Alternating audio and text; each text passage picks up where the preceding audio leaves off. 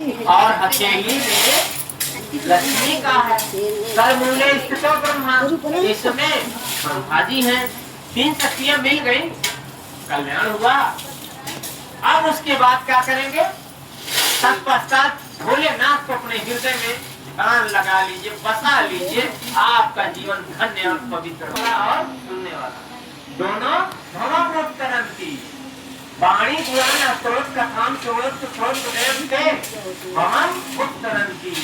इस भाव सागर से इष्ट भौतिक जगत से सुख पूर्वक पार उतर जाते, कोई कष्ट नहीं होता। ये भगवान शिव की अनुकंपा कृपा। केवल ध्यान लगाने से, केवल इनका प्रवचन सुनने और सुनाने, कथा सुनने और सुनाने इतना मिलता है। तो इसमें आपको पैसा लगता है कि आपको दिन लगेगा का कई दिन लगेगा। काम करते रहिए, नाम लेते हैं, हृदय में बसा के रखो। तस्वीर को बसा कर रखेंगे तो क्या नहीं हो सकता।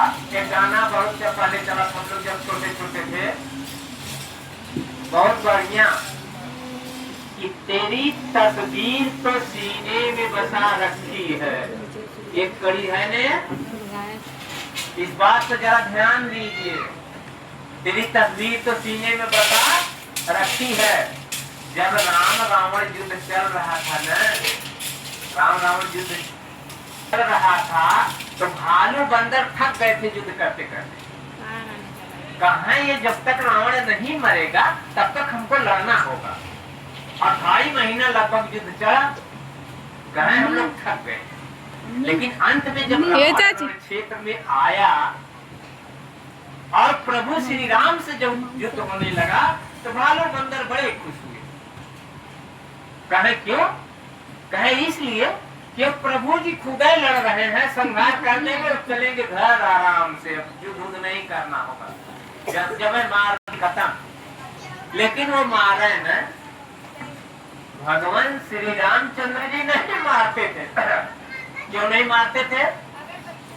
रावण माता सीता को इतना चाहता था कि अपने हृदय में बसा कर युद्ध कर रहा था। इस बात का पता किसी को नहीं था, केवल प्रभु को था। इसलिए उसकी छाती में बाण मारबे नहीं करते थे। कहें अगर छाती में बाण मार देंगे या किसको धस लगेगा? रावण को पहले, लेकिन उसके अंदर सीता जी है, उनको भी लग जाएगा तो होता है सीता जी को हमारे मारने से फायदा क्या? अरे स्मरण ये छोड़े तब हम मारे। इसीलिए राम ने पहले उसकी भुजाओं को काटा ताकि ये स्मरण भूल जाए। उसके बाद गर्दन को काट दिया, उसके बाद कमर को काटा, सीने में बाण नहीं मारा। देखिए तेरी तस्वीर तो सीने में बसा रहे। आप अगर हम भगवान भोलेनाथ को अपने हृदय में बसा कर रखे, फिर कहीं चले जाइए, देखिए क्या होता। कुछ नहीं। आप भगवान के सच्चे प्रेमी हैं। भगवान को एक लोटा जल की लग तो प्रभु जी आपके साथ हैं, कहीं जाते नहीं। लोग कहते हैं भैया भगवान कहाँ रहते हैं, दिखा दो। भगवान को आप लोग देखे हैं कि नहीं? सब लोग देखे हैं, झूठ बोल रहे हैं आप।